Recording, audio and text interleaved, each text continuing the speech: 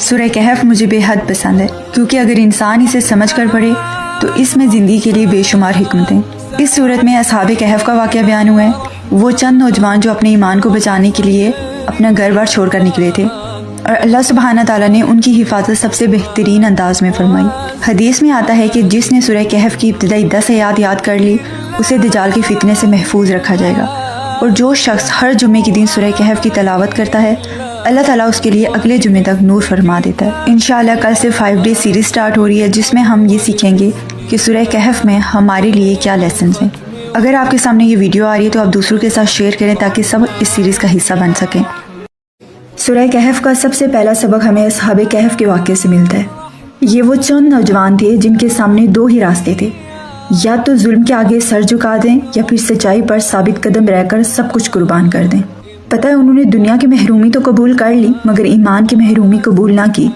انہوں نے اپنا گھر بار خاندان آرام مال سب صرف ایک مقصد کے لیے چھوڑا تھا کہ ہم اپنا ایمان بچائیں گے۔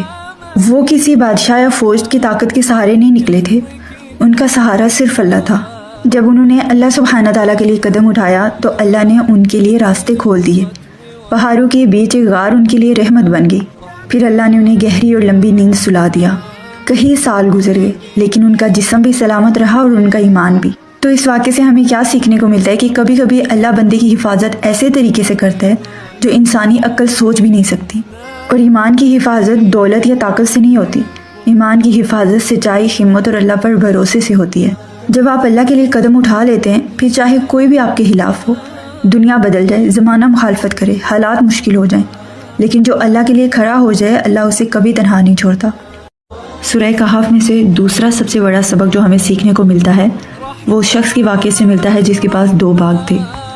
اس شخص کے پاس اللہ کی دی ہوئی ہر طرح کی نعمت تھی، باغات میں کھجوریں، انگور، پانی کے چشمے، سب کچھ، ہر طرح کی آسائش۔ ایک دن غرور میں آ کے اس نے اپنے غریب ساتھی جو کہ ایماندار تھا اس سے کہا کہ میرے پاس تم سے زیادہ مال ہے، میرا سٹیٹس تم سے بڑا ہے۔ اس کے ساتھی نے اسے بہت پیار سے سمجھایا کہ باغ میں داخل ہوتے ہوئے ماشاءاللہ کہنا چاہیے تھا، اللہ چاہے تو آج یہ نعمتیں قائم رہیں، اگر اللہ چاہے تو ایک لمحے میں ختم ہو جائیں۔ لیکن وہ کہتے ہیں نا جب انسان تکبر میں آ جاتا ہے تب نصیحت بھی وزن نہیں رکھتی۔ پھر اللہ نے ایک دن اسے اس کے غرور کا صلہ دیا۔ ایک ہی رات میں اس کے سارے باغ اجڑ گئے، چشمے سوکھ گئے، درخت گر گئے اور وہ شخص ہاتھ ملتا رہ گیا۔ اس نے اپنے غرور تکبر میں آ کر اپنا سب کچھ کھو دیا۔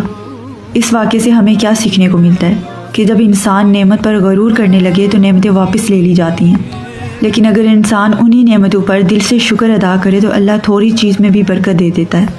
سورہ کہف ہمیں یہی سکھاتی ہے کہ غرور انسان کو برباد کرتا ہے مگر شکر انسان کو بلند کرتا ہے۔ سورہ کہف کا 3rd لیسن ہمیں حضرت موسیٰ علیہ السلام کے واقعے سے سیکھنے کو ملتا ہے۔ حضرت موسیٰ علیہ السلام وہ عظیم نبی ہیں جن سے اللہ سبحانہ تعالیٰ نے براہ راست کلام فرمایا۔ علم، ہدایت، قیادت میں ان کا مقام بہت بلند تھا، لیکن ایک موقع پر جب حضرت موسیٰ علیہ السلام نے فرمایا کہ مجھ سے بڑھ کر کوئی علم والا نہیں، تو اللہ تعالیٰ نے انہیں یہ سکھانا چاہا کہ دنیا میں علم کے خزانے لامحدود ہیں اور انسان ہمیشہ محدود رہتا ہے۔ اسی لیے اللہ سبحانہ تعالیٰ نے حضرت موسیٰ کو حضرت خضر علیہ السلام کے پاس بھیجا اور وہاں سے یہ سفر شروع ہوا۔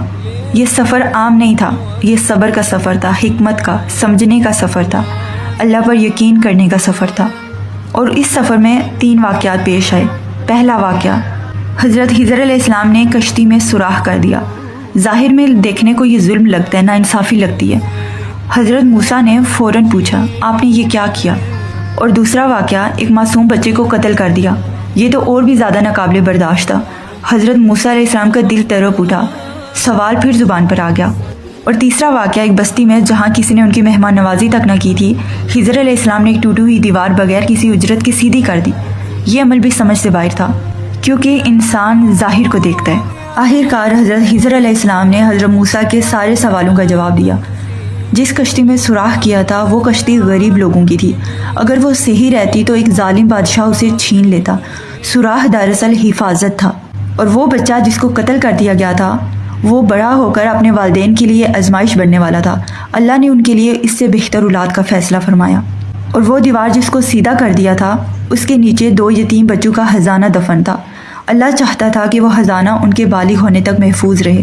تو اس سارے واقعے سے ہمیں کیا سیکھنے کو ملتا ہے کہ اللہ کبھی بھی بندے کی کہانی بغیر حکمت کے نہیں لکھتا.